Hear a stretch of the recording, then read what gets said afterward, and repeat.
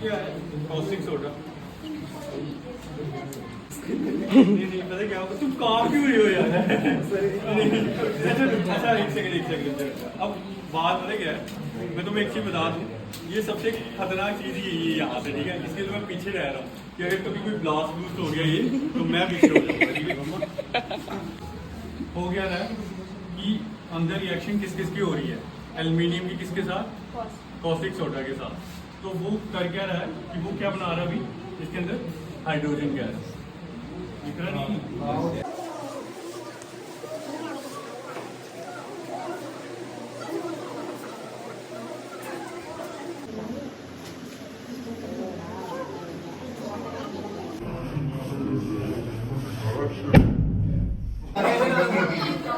अच्छा नहीं, मेरी बात सुनो, तुम्हें समझ में